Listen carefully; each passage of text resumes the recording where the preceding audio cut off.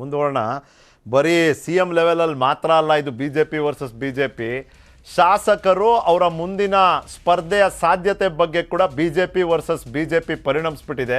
Karnataka BJP ನಾಯಕರ ಆಂತರಿಕ ಕದನ ಬರೋಬ್ಬರಿ 10 ಪ್ರಬಲ ನಾಯಕರ ಜಟಾಪಟಿಯಲ್ಲಿ ನಿರತರಿದ್ದಾರೆ. BJP ರೆಬೆಲ್ಸ್ ಮೇಲೆ ಕಣ್ಣಿಟ್ಟ ಕಾಂಗ್ರೆಸ್ ಮತ್ತು JDS. ಕಾಂಗ್ರೆಸ್ಸಿಗೆ ತನ್ನದೇ ಆದ ಸಂಕಷ್ಟಗಳಿದೆ. ಈಗ ಅಭ್ಯರ್ಥಿ ಆಯ್ಕೆಯಲ್ಲಿ ಅವರು ಎದುರಿಸ್ತಿರುವಂಥ ಸವಾಲುಗಳನ್ನ ನಾವು ನೋಡ್ತಿದ್ದೀವಿ. ಬಟ್ ಇದರ ನಡುವೆ ಪಕ್ಕದ ಮನೆಯಲ್ಲಿ ಅಸಮಾಧಾನ ಇರೋದಾದರೆ ಆ ಅಸಮಾಧಾನದ ಲಾಭ ಅನುಕೂಲವನ್ನು ನಾವು ಪಡ್ಕೊಳ್ಳೋದಾದರೆ ಯಾಕೆ ಆಗಬಾರ್ದು? ಈಗ 5,000 ವೋಟ್ ನಾನು ಕಳ್ಕೊತೀನಿ, ಬಟ್ ಬೇರೆಯವ್ರು ಬರೋರಿಂದ 10,000 ವೋಟ್ ಬರುತ್ತೆ ಅಂದರೆ ಈ 5,000 ಕಳ್ಕೊಳ್ಳೋಕೆ ರೆಡಿ. ಕಡಿಮೆ ಕಳ್ಕೊಂಡು ಜಾಸ್ತಿ ಪಡ್ಕೊಳ್ಳೋದಕ್ಕೆ ಯಾವ ರಾಜಕೀಯ ಪಕ್ಷ ಒಪ್ಪೋದಿಲ್ಲ. ಇನ್ನು JDS ತನ್ನದೇ ಆದ ಕಷ್ಟಗಳನ್ನ ಎದುರಿಸ್ತಿದೆ. ಕೆಲವು ಕ್ಷೇತ್ರಗಳಲ್ಲಿ ಒಂದು ಪ್ರಬಲ ಅಭ್ಯರ್ಥಿ ಅಂತ ಸಿಗ್ತಿಲ್ಲ. ಹಂಗಾಗಿ ಅವರು ಕೂಡ BJPಯಲ್ಲಿ ಅಸಮಾಧಾನಗೊಂಡಂಥ ಅಭ್ಯರ್ಥಿಗಳನ್ನು ಯಾಕೆ ಕರ್ಕೋಬಾರ್ದು ಪಕ್ಷಕ್ಕೆ ಅನ್ನೋ ಚಿಂತನೆಯಲ್ಲಿದ್ದಾರೆ. ಅದು ವಿಶೇಷವಾಗಿ ಉತ್ತರ ಕರ್ನಾಟಕದಲ್ಲಿ. ಇಲ್ಲಿ ಒಂದಾಗೊಂದು ನಾವು ಸ್ಪರ್ಧೆ ಯಾವ್ದ್ಯಾವುದು ಅಂತ ನೋಡ್ತಾ ಹೋದರೆ ಒಂದು ಕಡೆ ಸೋಮಣ್ಣ ವರ್ಸಸ್ ವಿಜೇಂದ್ರ ನಡೀತಿದೆ. CT Ravi versus MP Kumaraswamy ಚಿಕ್ಕಮಗಳೂರಲ್ಲಿ, KS ಈಶ್ವರಪ್ಪನವರು ವರ್ಸಸ್ ಆಯನೂರು ಮಂಜುನಾಥ್ ಶಿವಮೊಗ್ಗದಲ್ಲಿ, ರಮೇಶ್ ಜಾರಕಿಹೊಳಿ ವರ್ಸಸ್ ಲಕ್ಷ್ಮಣ್ ಸವದಿ ಬೆಳಗಾವಿ ಅಥಣಿಯಲ್ಲಿ, ಭೈರತಿ ಬಸವರಾಜ್ ನಂದೀಶ್ ರೆಡ್ಡಿ ಇಲ್ಲಿ ಬೆಂಗಳೂರಿನ KR ಪುರಂದಲ್ಲಿ, ಬಸನಗೌಡ ಪಾಟೀಲ್ ಯತ್ನಾಳ್ ಮತ್ತು ಅಪ್ಪು ಪಟ್ಟಣ್ ಶೆಟ್ಟಿ ಬಿಜಾಪುರದಲ್ಲಿ. ಈ ರೀತಿ 5 ಸೆಟ್ ಆಫ್ ಕ್ಯಾಂಡಿಡೇಟ್ಸು, ಅಂದರೆ ಒಬ್ಬರು ಹಾಲಿ ಇರ್ಬೋದು, ಒಬ್ಬರು ಮಾಜಿ ಇರ್ಬೋದು, ಅಥವಾ ಭಾವಿ ಬರ್ಬೋದು. ಇಲ್ಲಿ ಪ್ರಶ್ನೆ ಇರೋದು BJP ವರ್ಸಸ್ BJP ಆಗೋದ್ರೆ ಈ ಸಂದರ್ಭದಲ್ಲಿ ಶಿಸ್ತಿನ ಪಕ್ಷದಲ್ಲಿ ಅಶಿಸ್ತಿನ ಬೆಳವಣಿಗೆ ಯಾವ ಪಕ್ಷಕ್ಕೆ ಲಾಭ ಮಾಡಿಕೊಡುತ್ತೆ? ಮತ್ತೊಮ್ಮೆ ಏನೋ ಒಂದು ರೀತಿಯಲ್ಲಿ ಕದನ ವಿರಾಮ ಇತ್ತು ಮಹೇಶ್ ಕುಮಟಳ್ಳಿ ಲಕ್ಷ್ಮಣ್ ಸವದಿ ವಿಷಯದಲ್ಲಿ.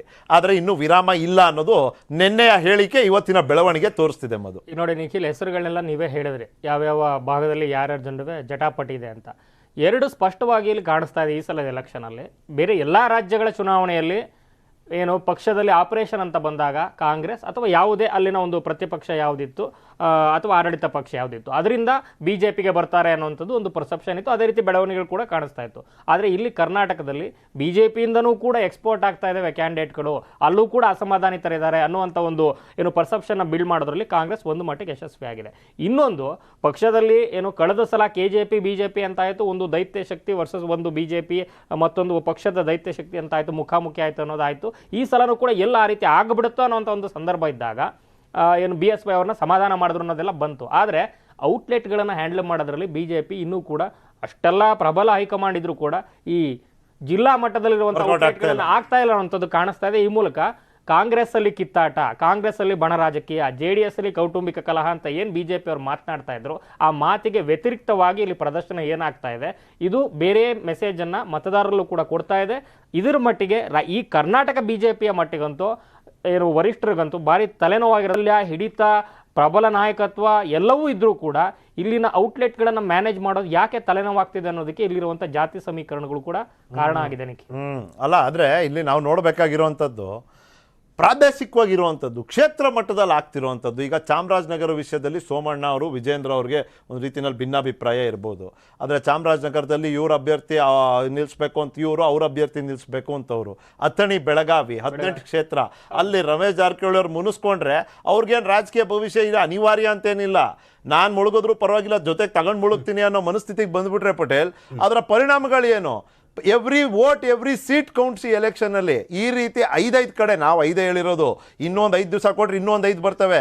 ಪಟೇಲ್, ಪ್ರಶ್ನೆ ಇರೋದು ಕೋಡ್ ಆಫ್ ಕಾಂಡಕ್ಟ್, ಚುನಾವಣೆ ಡೇಟ್ ಡಿಕ್ಲೇರ್ ಆದಮೇಲೆ ಆಗುವಂಥ ಬೆಳವಣಿಗೆಗಳು. ಎಕ್ಸಾಂಪಲ್, ಈ ಆಯನೂರು ಮಂಜುನಾಥರು ಹರಕುಬಾಯಿ ಅಂತ ಹೇಳ್ತಾರೆ.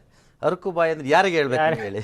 ಮತ್ತೆ ಅದು ಸ್ಪಷ್ಟನೆ ಕೊಡ್ತಾರೆ, ಹರಕುಬಾಯಿ ಅಂದ್ರೆ ಈಶ್ವರಪ್ಪ ಅಂತ ತಿಳ್ಕೊಬೇಕಿಲ್ಲ ಅಂತ ಹೇಳ್ತಾರೆ. ಮತ್ತೊಂದು ಹೇಳ್ತಾರೆ, ಜಾತಿ ಧರ್ಮ ನಡುವೆ ಸಂಘರ್ಷ ಇದೆ, ಆ ಸಂಘರ್ಷಕ್ಕೆ ಕೊನೆ ಆಡೋಣ, ಸೌಹಾರ್ದತೆಯಿಂದ ಬಾಳೋಣ ಅಂತ ಹೇಳ್ತಾರೆ. ಯಾರ ವಿರುದ್ಧ ಮಾತಾಡ್ತಾರೆ. ಮತ್ತೊಂದು ಕಡೆ ಸೋಮಣ್ಣ ವಿರುದ್ಧ ಅಲ್ಲಿ ವಕ್ತಾರರೇ ಮಾತಾಡ್ತಾರೆ. Go back. ನೀವು ಸೌದಿದ ವಿಚಾರ ತೊಳಿ. ಸೌದಿ ಯಾರು ಸೋತಿದ್ದವ್ರನ್ನ MLC ಮಾಡಿ ಉಪಮುಖ್ಯಮಂತ್ರಿ ಮಾಡಿದ್ರು. BL ಸಂತೋಷ್ ಒರಿಜಿನಲ್ ಕ್ಯಾಂಡಿಡೇಟ್ ಅವರು. ಈ ಕಡೆ ರಮೇಶ್ ಜಾರಕಿಹೊಳಿ ಲಕ್ಷ್ಮೀ ಹೆಬ್ಬಾಳ್ಕರ್ನ ಸೋಲಿಸಬೇಕು ಅಂತ ಹೇಳ್ತಾರೆ. ಆದರೆ ಬೇರೆ ಯಾರೇ ಒಬ್ಬ ನಾಯಕ ಲಕ್ಷ್ಮೀ ಹೆಬ್ಬಾಳ್ಕರ್ ವಿರುದ್ಧ ಮಾತಾಡ್ತಿಲ್ಲ. ಸೌದಿ ಇರ್ಬೋದು, ಕೋರೆ ಫ್ಯಾಮಿಲಿ ಇರ್ಬೋದು, ಕತ್ತಿ ಫ್ಯಾಮಿಲಿ ಇರ್ಬೋದು, ಜೊಲ್ಲೆ ಫ್ಯಾಮಿಲಿ ಇರ್ಬೋದು. ಅಲ್ಲಿ ಬೆಳಗಾವಿ ಅಂತ ಜಿಲ್ಲೆಗಳಲ್ಲಿ ವೈಯಕ್ತಿಕವಾದ ಮಾತ್ರ ತಿಕ್ಕಾಟ, ವೈಯಕ್ತಿಕ ರಣರಂಗ, ಅಲ್ಲಿ ಪಕ್ಷ ಅಂತ ಬರಲ್ಲ. ಅಲ್ಲಿಗ ಇವರೆಲ್ಲರಿಗೂ ಎದುರಾಳಿ ರಮೇಶ್ ಜಾರಕಿಹೊಳಿ ಒಬ್ಬರೇ. ಮತ್ತು ಈ ಕುಮಟಳ್ಳಿ ಮತ್ತು ಲಕ್ಷ್ಮಣ್ ಸವದಿ ಯಾಕಂತ ಹೇಳಿದ್ರೆ ಒಂದು ವೇಳೆ ಈ ಬಾರಿ ಮತ್ತೆ ಕುಮಟಳ್ಳಿ ಗೆದ್ದರು ಕ್ಷೇತ್ರ ಸಿಕ್ಬಿಟ್ರೆ ಲಕ್ಷ್ಮಣ್ ಸವದಿ ಕ್ಷೇತ್ರ ಇಲ್ದಂಗೆ ಆಗುತ್ತೆ ಅವ್ರಿಗೆ ಅನಿವಾರ್ಯತೆ. ಹಾಗಾಗಿ ಎಲ್ಲೋ ಒಂದು ಕಡೆ ಈ BL ಸಂತೋಷ್ ಅವರು ಕೃಪಾ ಕಟಾಕ್ಷ ಇಟ್ಕೊಂಡು ಏನೋ ಮಾಡ್ಬೋದು ಅಂತ ಹೇಳ್ತಾರೆ. ಆದರೆ ಇದು ಬೇರೆ ರೀತಿ ಆಗುತ್ತೆ. ಅದೇನು ಹೇಳ್ತಾರೆ, ಇಬ್ಬರ ಗುದ್ದಾಡ್ತಲ್ಲಿ ಮೂರನೇವ್ರಿಗೆ ಲಾಭ. ನೋಡಿ, ಈ ಎಂಟೈರ್ ಈ ಚಟುವಟಿಕೆಗಳೆಲ್ಲದರಲ್ಲೂ ಒಂದು ಅಂಶ ಸಾಮಾನ್ಯವಾಗಿ ಕಾಣಿಸ್ತಾ ಇದೆ. ಒಂದು, ಇಲ್ಲಿನ ನಾಯಕರ ಬೆಂಬಲದಿಂದ ಕೆಲವರು ಮಾತಾಡ್ತಾ ಇದ್ದಾರೆ, ಇಲ್ಲ ದಿಲ್ಲಿಯ ನಾಯಕರ ಬೆಂಬಲದಿಂದ ಕೆಲವರು ಮಾತಾಡ್ತಾ ಇದ್ದಾರೆ. ಸೊ ಇಲ್ಲಿ ಇವ್ರು ಮಾತನಾಡ್ತಿರೋದ್ರಲ್ಲೂ ಕೂಡ ಈ ಏನು ಬ್ಯಾಕ್ ಗ್ರೌಂಡ್ ಅಲ್ಲಿ ಏನ್ ಕೆಲಸ ನಡೀತಾ ಇದೆ ಅಥವಾ ಯಾರ ಕೈ ಚಳಕ ಇದೆ ಅದು ಈ ಸಲದ ಎಲೆಕ್ಷನ್ ಅಲ್ಲಿ ಕ್ಲಿಯರ್ ಆಗಿ ಕಾಣಿಸ್ತಾ ಇದೆ. ಅಲ್ಲ, ಇಲ್ಲಿ ಯಾರದೇ ಕಾರಣದ ಕೈಗಳಿರ್ಲಿ, ಇವ್ರು ಲಾಸ್ಟ್ ಅಲ್ಲೋ ಕಾಂಗ್ರೆಸ್ ಕೈ ಹಿಡಿದು ಬಿಟ್ರೆ ಈ ಪಕ್ಷಕ್ಕೆ ತೊಂದ್ರೆ. ಚಿದಾನಂದ್ ಪಟೇಲ್, ಮಧು, ಥ್ಯಾಂಕ್ ಯು ನಿಮ್ ಸಮಯಕ್ಕಾಗಿ. ಇದಾಗಿತ್ತು ಇವತ್ತಿನ ಚುನಾವಣಾ ಚದುರಂಗ. ನೋಡ್ತೀರಿ News 18, ಜಾಲ ನಮ್ಮದು, ಬಲ